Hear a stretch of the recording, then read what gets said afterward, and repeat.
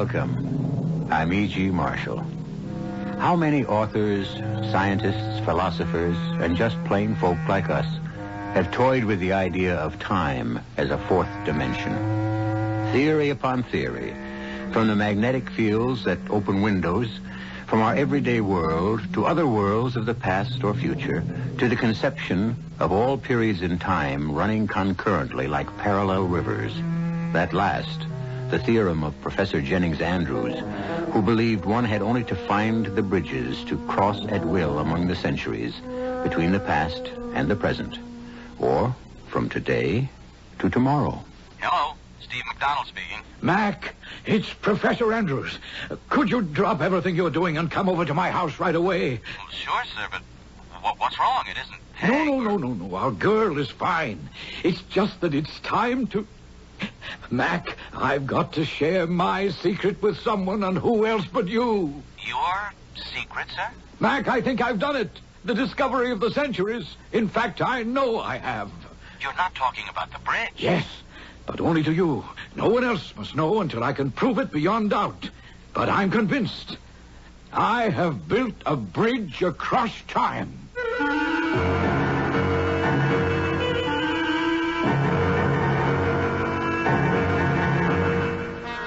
Our mystery drama, Assassination in Time, was written especially for the Mystery Theater by Ian Martin and stars William Redfield and Jennifer Harmon.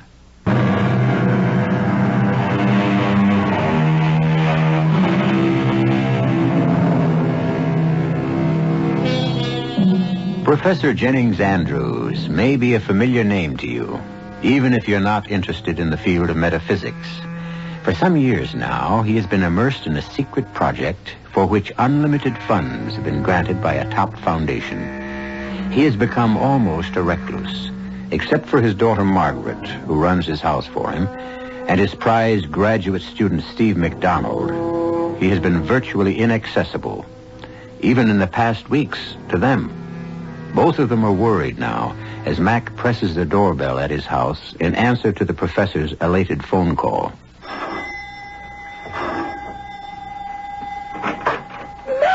Peg, darling, how are you, sweetie? Worried to death, if you want to know, ever since you phoned me about Dad's phone call. Well, where is he? In his lab. Come on in. Into the living room for a minute. Well, honey, any other time, but my master's voice has Before called. you see Dad, I must talk to you, Mac. I'm worried. But, Peg, I won't keep you a moment. He doesn't know you're here yet. Well, he must have heard the doorbell. Back there in the lab? Not a chance.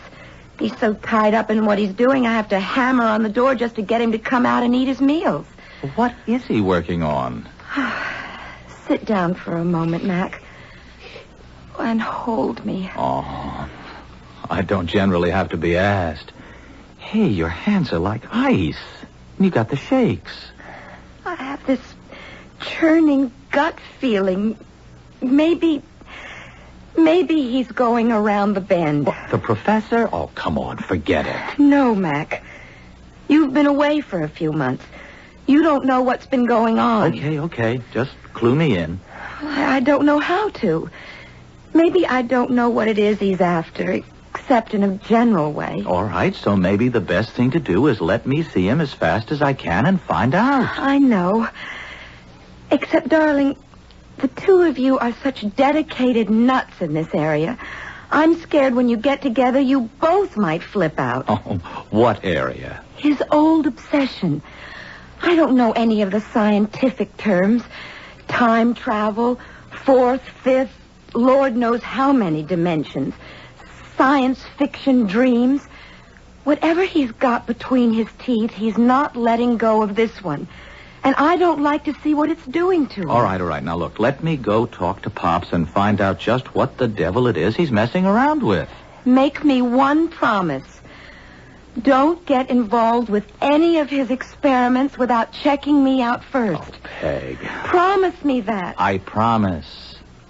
Okay. It's just an anchor. I just hope it'll hold after you and Pops have talked together. I'm just scared. As much as I've ever been in my life.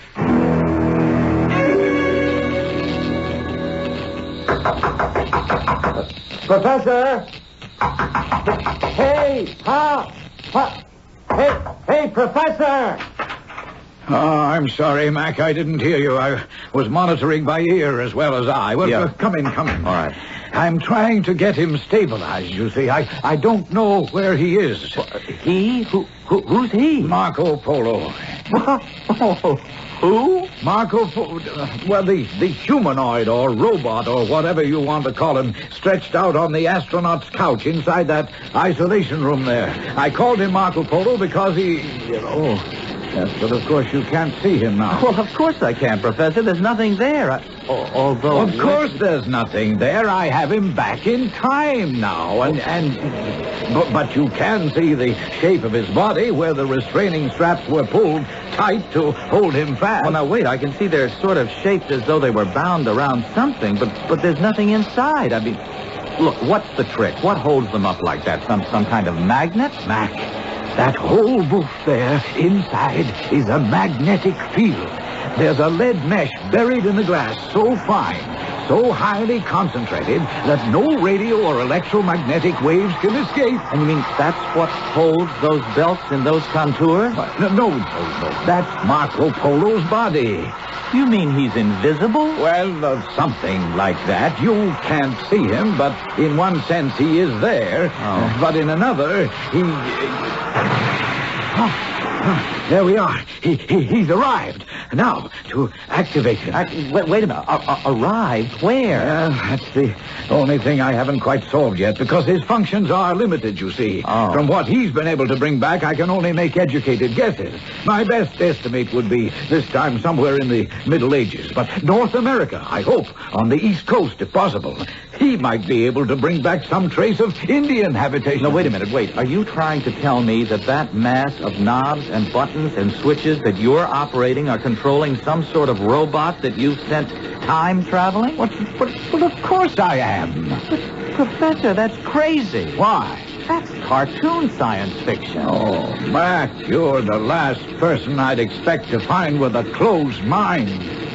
Son, I tell you, I've scored a major breakthrough so incredible that it's going to rock the scientific world. Hey, Pops, now take it easy. Remember your blood pressure. Yeah, well, now you sound like Margaret. She's been hovering over me these days like a mother hen. Well, I can't blame Peg for worrying about you. She feels that you're just about to... Hey, what? Wait a minute. Oh, what's that? That's Marco Polo. He must be in trouble. It's a built-in alarm mechanism. Cut off that knife switch on the red panel. Roger. All right, I got it. Okay. Now keep your eyes on that isolation booth. Watch the launching cable with the straps that interested you so. Now you're going to find out what holds them in that shape.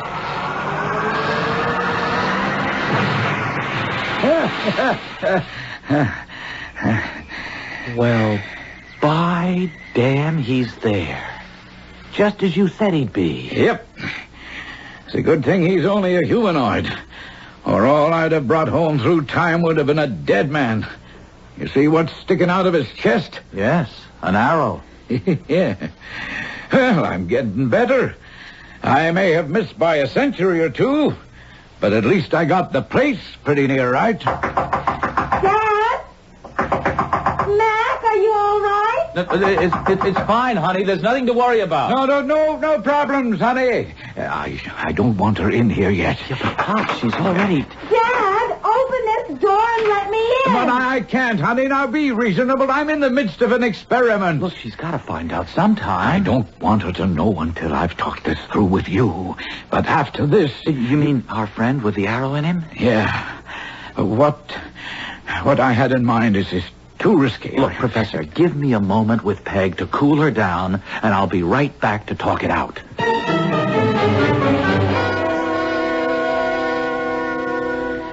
No, Mark. It's too much to ask of anyone. I should never have thought look, of it. Pops, I want to go. It's like being the first man on the moon. Oh, son, but there's too much danger. No, not when a human being is involved. Poor old Marco there has only a built-in reactor to danger after it happens to him. A human could anticipate it and could, just get out of it in time. If you'll excuse the pun. I don't know, Mark. I'd go myself, but To orient you to the panels and all the controls and just how to balance and counterweigh them, well, that would take months. No, the right one to go is me. There's only one hitch that I can see. Oh, I'm way ahead of you. Whoever you are, wherever you are, you're going to have to actually replace someone who has already existed in history. Yes. And that may control just where you end up. But remember, if it puts you in any danger, or it's too difficult to maintain the deception, just activate the danger signal and I'll have you right out of it. If I am myself, now maybe I'll really be that other person. And all my today identity will be wiped out. Then what happens to whoever it is, or was, well, they might turn up here in the present. Ah, yes, but you see, that was the purpose of the straps. But nobody ever did when you sent old Marco Polo on his travels. Because he wasn't a living creature, just a machine. Oh. Still, might interfere with your return. It is a large hitch, you're right. And I have no right to ask you to take the risk. You don't have to ask me, Pops. I'm ready and straining at the bit. The hitch is your daughter and my girl, Peg. I don't know how I'm going to talk her into letting me try it.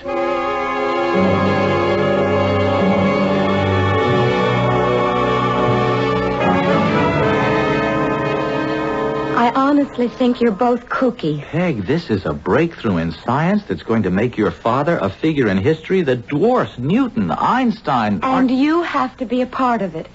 If I opposed you on this, if I stopped you, you'd never forgive me. Oh, no, don't put it that way, hon. I'm putting it the way it is. Our whole future depends on you taking a trip into the past from which you may never return. Oh, there's practically no chance of that. No, Mac, no hedging. Just like it is. Okay, you can have your trip, but on one condition. What? That I go with you.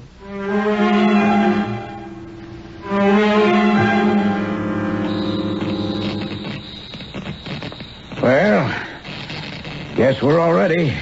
The strap's too tight? Mine are fine. Same here. Margaret, you all right, dear? I have butterflies, and no, I'm not all right. I took one peek in the mirror, and I look like Grandma Moses. Between this Mother Hubbard and my hair pulled back in a bun. Well, we can't look too modern. I mean, look at me with the tousled hair and the half-baked beard and the blue jeans. Well, I'm aiming for somewhere as soon after the American Revolution as possible. Why pick that period? Well, because it's easier, I think, honey. You could be farmers. Your accents are East Coast and not regional. There should be no language barrier. And you know enough American history to help blend in. And besides, it's our bicentennial year. What a way to celebrate and kick off a new miracle in science, huh? You have the gold nuggets. It's the best I could do for money. We're fine, Pop. What are we waiting for? Well, I don't know. Maybe I shouldn't risk you two kids. Look, Dad, that's all buttoned up now. All right, then. Good luck, kids. Thumbs up.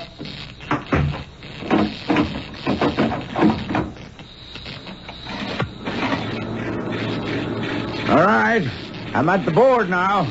I'm about to activate the field inside your room. Check me if there's any discomfort. Roger, Pops. You all okay? No reaction here. Everything normal. How is it now? Fine, Dad, fine. But for Pete's sake, let's get this show on the road. All right. Here goes. And God help me to be in the right and to bring them to no harm.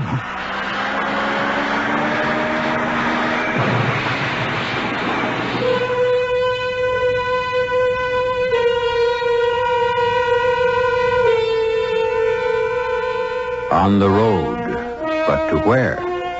Inside the isolation booth, the magnetic field builds, warping time and forcing an opening through it, a window or a door that leads to another world. And suddenly, Mac and Peg are gone. Only this time, in their places, lie a strange young man and woman, still and as unmoving as death. I'll return shortly with Act 2.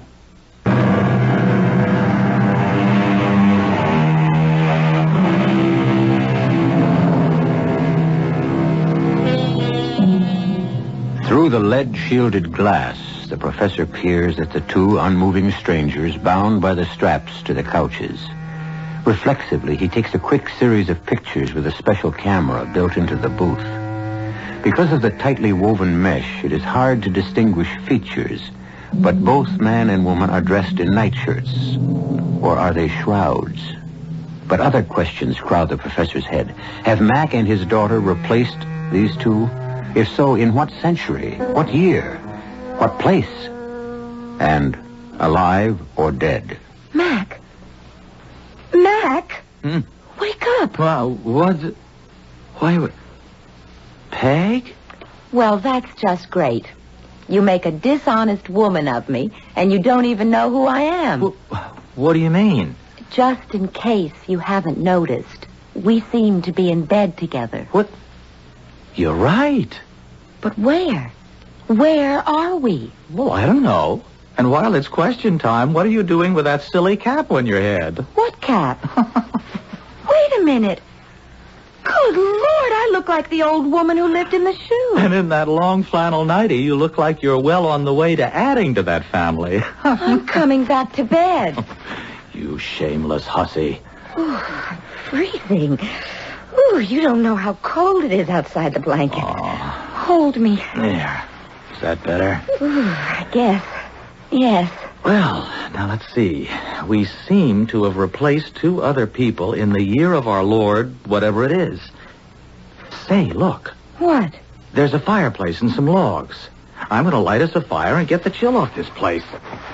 Well, how about that? Carpet slippers. There's a robe at the bottom of the bed. Yeah, I see it. Any way to light the fire? Yes, but hold your breath. Why? Old phosphorus matches. Lethal as all hell to breathe and probably stink to high heaven. Anyway, here goes. They work, though. Ooh. Wow. Phew. I'll open the window a little. Here. Are we in the country? Nope.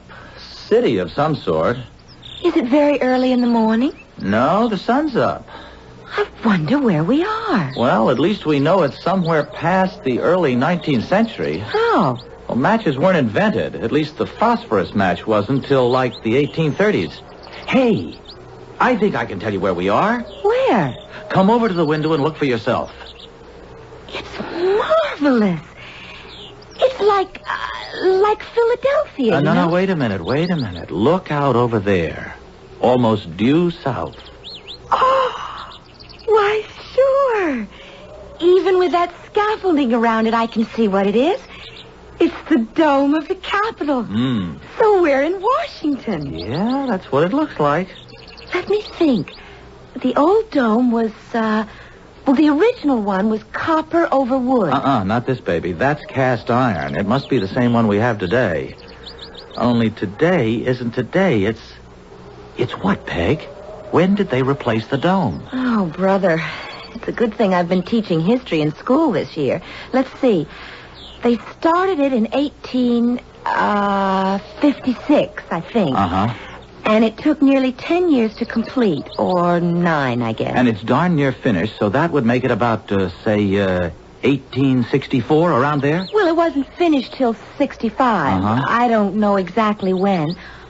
Oh, Mac, look. That must be the monument. What, the Washington Monument?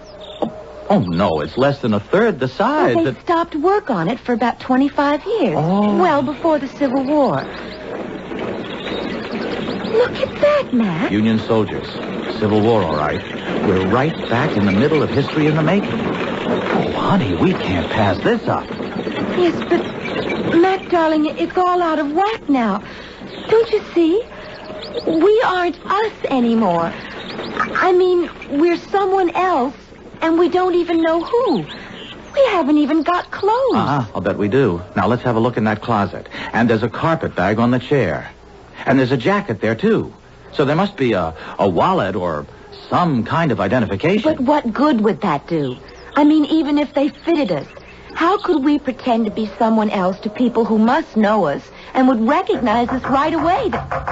Mr. and Mrs. Downing? Well, at least now we know our names. Yes? It's your landlady. May I come in? Well, I'm afraid I'm just dressing at the moment. Oh, I am sorry. It was just that I didn't have a chance to meet you when you arrived last night. I hope my daughter saw you comfortably settled. Why, yes, everything is most comfortable. I didn't mean to bother you, but Anne said she had such a brief acquaintance with you that she had little chance to inform you about the habits of our little boarding house. Boarding house? I just wanted to let you know that we serve breakfast in the dining room on the main floor between 8 and 9. Oh, what time is it now? Just 7:45.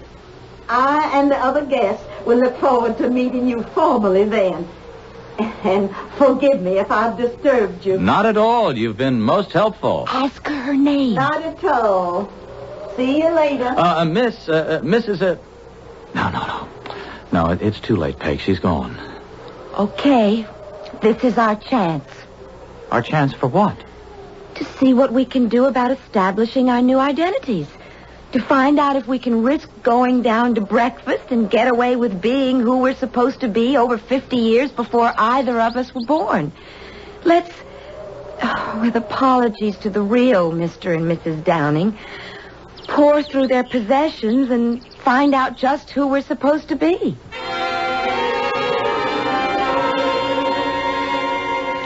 You look like Claudette Colbert or Joan Crawford in one of those old TV reruns of Hollywood movies. More like Vivian Lee.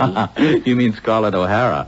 I can't make up my mind whether you look more like a dinner bell, a tea cozy, or a pincushion. Okay, laugh all you want. But it isn't funny. I mean, I have a wire cage on under this skirt and about 8 petticoats.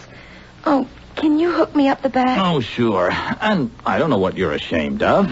You look beautiful in a crinoline. I'm ashamed of someone else's clothes, someone else's identities, and prying into other people's private, intimate business. That's what I'm ashamed of. These two tragic people, guilty of nothing but loving each other and trying to expiate their sin with a suicide pact. It's another era, Peg. That was their solution. Was? Well, is, of course. These two tragic people of yours are us. I mean, we're living their lives. Maybe we better cut and run. Are you afraid? I'm afraid of everything about this whole mysterious, out-of-this-world adventure. But we're not going back till you make up your mind it's time to. I've forced myself on you, made you let me come along. I'm not going to be a drag on you. Mm-hmm. Aren't you finished hooking yet? I think. There must be like 50 of them. I wonder where they are. I mean the Downings. Oh, you mean Asa and Rebecca. Only her name isn't really Downing, remember. It's Mrs. Charlton Fryer. Poor Becky. Married to that horrible husband who won't let her go to marry Asa. Oh, my God. Do you suppose they've done it yet? Killed themselves? I don't see how. The pistols are here and still loaded. Then where are they? Well, if we're taking their place... Then they're in our century, taking our place. Yes, I guess that's the way it would work. Not necessarily, That but... wouldn't put Dad in any danger, would it? No, I don't see how it could. Not the way he had us strapped to the table. It means one thing, though. We can't stay here too long. What do you mean? Until we go back, Dad can't go into the isolation booth, and the two of them would starve to death, unless, as I said, they're already dead. I don't see how they can be. Or we would be, too. Are we going to risk it? Well, we look enough like them in the photos we saw. And remember, only the landlady's daughter has seen us, briefly, and she's not here. Yes? I thought maybe you didn't have a watch and wouldn't realize what time it is. Well, just a moment. Good morning. Oh, good morning. As a matter of fact, we don't have the time. Well, I certainly didn't mean to bedevil you, but it's near the end of breakfast, so... Oh, my. Aren't you the pretty little thing? Just as my daughter said you were. And such a handsome husband. Newlywed, I'd reckon. Well, Oh, don't mind me. Come on along. I'll take you downstairs. Will you be stopping with us long? Why, We really can't tell. Just long enough to find our own place. Of course, I understand.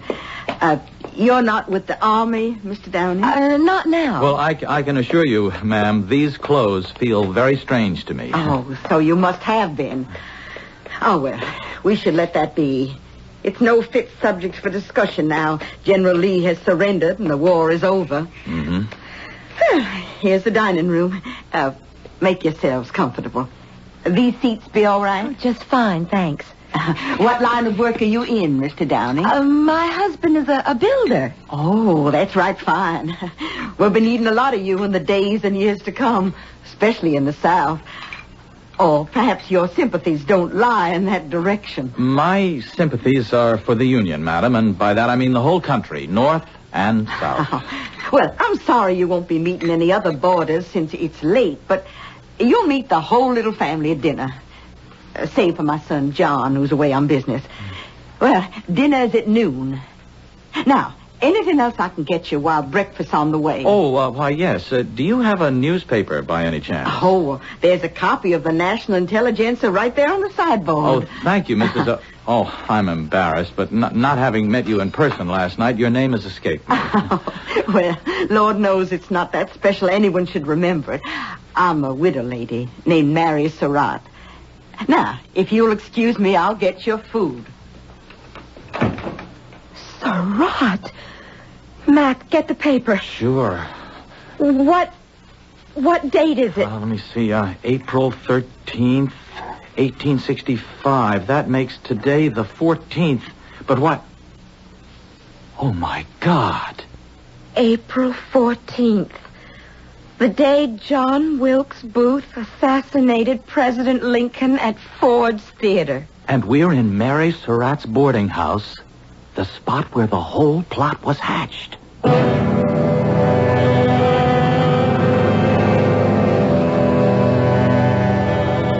If you or I had been in the position of knowing without a shadow of a doubt the dreadful thing that was to happen on this day, what would we have done? And how? That's the question that faces Peg Andrews and Steve McDonald, time travelers who have it in their power to change history. I'll return shortly with Act 3.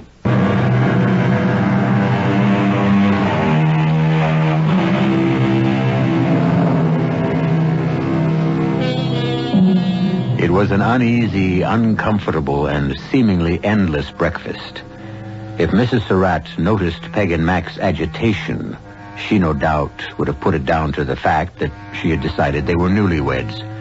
Finally, after choking down as much as they could of the ham and eggs, hominy grits, and tea, they were able to break away. Why, you two little lovebirds only nibbled at your breakfast. I'm sorry, Mrs. Surratt. Oh, I understand. I'm not so old I don't remember my wedding breakfast. I was a mite nervous, too. I wonder if you'd excuse me. I'd like to go back to our room. Oh, of course. I can quite understand you're wanting to be alone. But I'll make sure you get called early enough to meet everyone and eat a good dinner at noon. Oh, perhaps you'd better not expect us for dinner today. No? Visiting friends here in Washington? No, we just want to have a picture taken and take care of a few errands, like going to the bank. Oh, Lord, don't you worry about that. I can see you're the kind to be trusted. But if you're having a picture taken, let me recommend Gardner's Studio. He takes all the honeymooners. And for the times, his prices are reasonable. Well, we'll remember that. And now, if you'll excuse us, we have a few things to straighten out.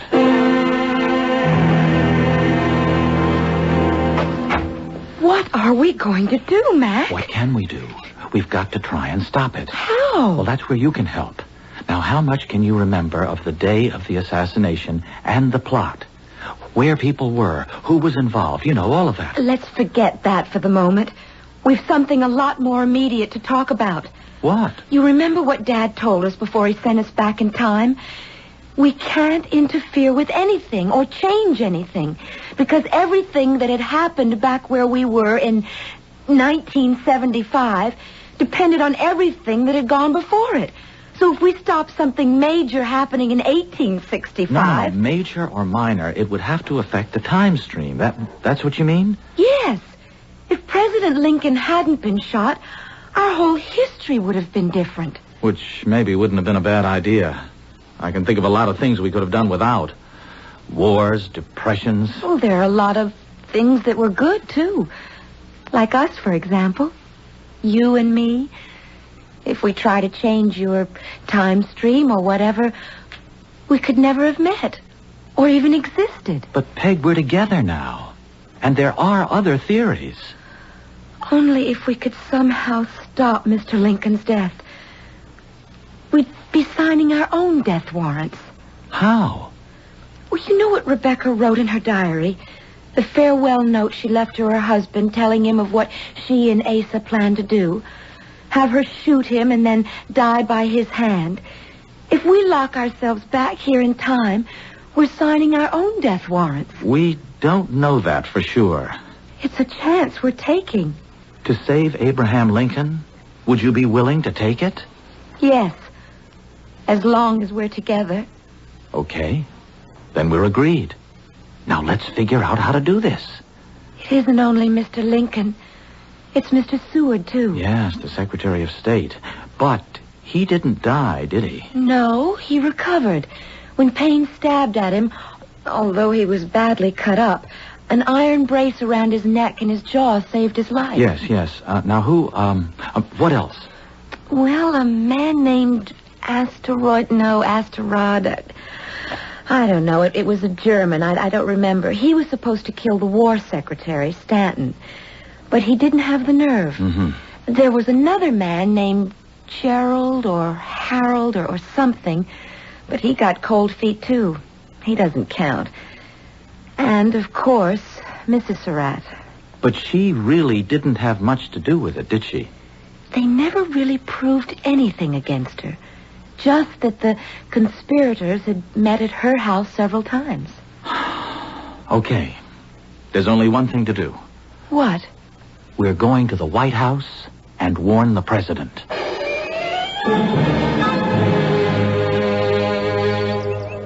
Well, if this is Pennsylvania Avenue, that must be it, but it doesn't look like the White House. It wasn't even called that then. Oh, I mean now.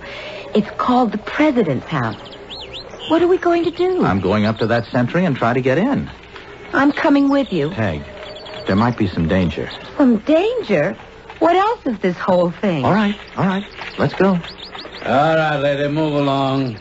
Abe ain't seeing any more petitioners today. Hey, you. Where do you think you're going? I have business with the president. Yeah, you and what's left of the population. Forget it, mister. He's only one man, and anyways, he's tied up in state business. Now move on, will you? Please, officer, it's very important and personal. You can forget the flattery, ma'am. I'm just a plain foot soldier, Union Army, and I got no use for civilians today.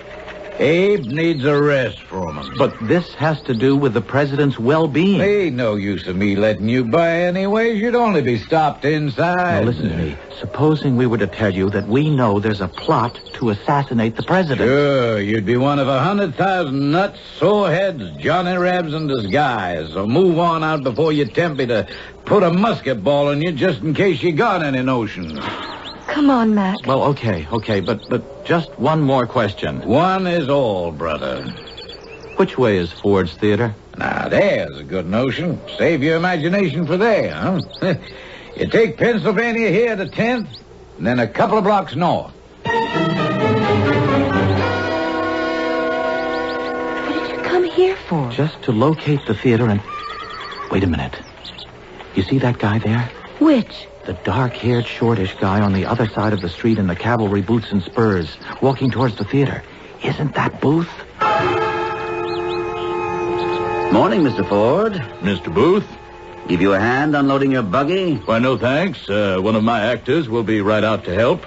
Do you really think you can drum up any business for that turkey, our American cousin, you were foolish enough to produce? I'll wager, sir, I'll outdo Gray's Theater tonight. Mr. Lincoln and General Grant are attending the performance.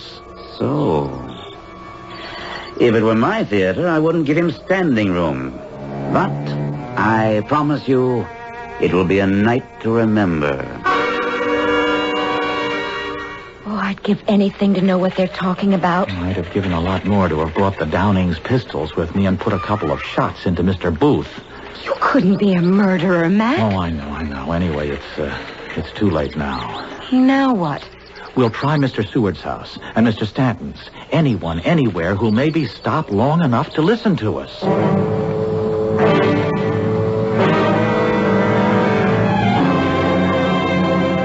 It's incredible, isn't it? Here we are with the knowledge to stop one of the greatest crimes in history, and we can't get anyone to listen to us. Maybe that's the way it has to be. No, Peg. I just can't give up yet. If there was just some way to get to Booth. I don't see how. Well, there seems to be a lot of activity around this house tonight. What? I don't know. Maybe there's a party now that supper's over. The front bell keeps jangling and people keep riding up. Wait a minute. You don't suppose... Look, the conspirators must have had a meeting once they knew Lincoln was going to actually be at the theater. Now, if they were going to... Well, where else? Look out the window, Peg. Easy, boy. Easy. By God, that's what it must be. That's the great John Wilkes Booth himself.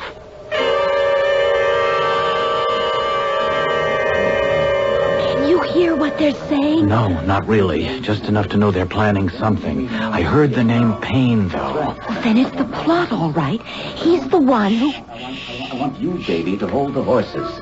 And Asterod, you will kill the Secretary of War, Stanton. Payne, my trusted friend, I leave the Secretary of State to you. You will make sure of Seward. Lincoln, I shall shoot through the head, and General Grant shall be dispatched with the knife. Then down to the stage and to rive the startled audience with the ringing phrase, Sic Semper Tyrannis. And when I leave the stage for the last exit, I shall leave as the most famous man in America and across the world. Now, we must discuss the escape route by the Navy Bridge. Now, Davy... What are we going to do? First things first. Now, come on. Get the pistols and let's get out of here. Why, Mr. and Mrs. Downing, what are you doing downstairs? I thought you were off to bed. Well, we were just going to take a stroll, but it seems a little chill. Come, Rebecca, dear. Put on your wrap against the night air. Mary, what is it? An emergency, Wilkes. I must speak to you alone. What's wrong? My new boarders. They're Yankees. And I think they overheard the plot to assassinate the president.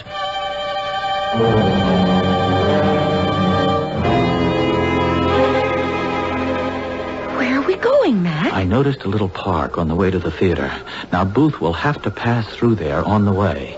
The others will have split by then. I'm going to ambush him. And? Nothing. Just keep him from getting to Ford's Theater tonight. At least it'll save the president. Here's the park now. But, Peg, what is it? Lover's Rest. That's where the Downings were going to commit suicide. Mac, look out! What is it? John Wilkes Booth! Get the alarm for Dad, quick! Are you the Downings? Yes. Are you John Wilkes Booth? Forget that. I will not let you stop the march of history. Nor I you.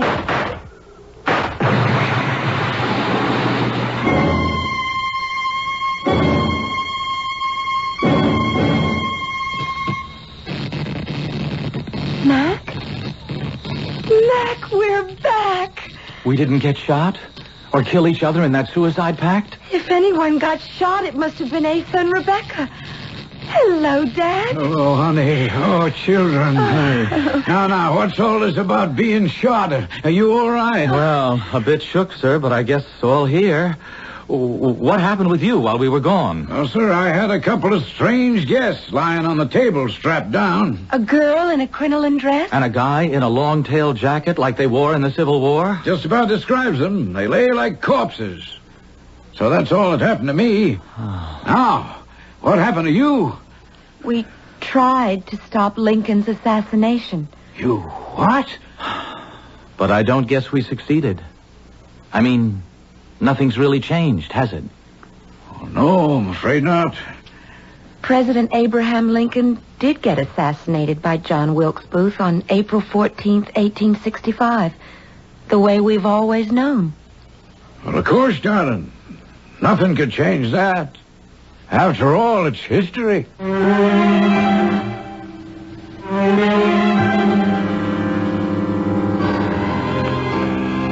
It's history, all right. But might it not have been? And if the tragic occurrence had never happened, how much better or worse might our country or the world have been? We'll never know, of course. And there's the fascination of life, leaving just a few loose ends in our story, which I'll be back to gather up very shortly.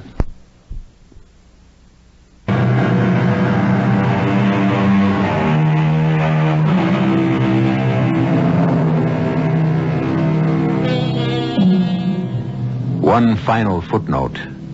It is fascinating that in one of the Washington papers of December 15th, 1865, black bannered headlined with the assassination reports, buried in the back pages was a small note that the bodies of Asa Downing and Rebecca Fryer had been discovered in what appeared to be a suicide pact. The item might never have made the paper except for the coincidence that the death tryst was so near the now famous Ford's Theater. Our cast included Jennifer Harmon, William Redfield, Ian Martin, Bryna Rayburn, and Gordon Gould. The entire production was under the direction of Himan Brown. Radio Mystery Theater was sponsored in part by Buick Motor Division. This is E.G. Marshall inviting you to return to our Mystery Theater for another adventure in the macabre. Until next time, pleasant dreams.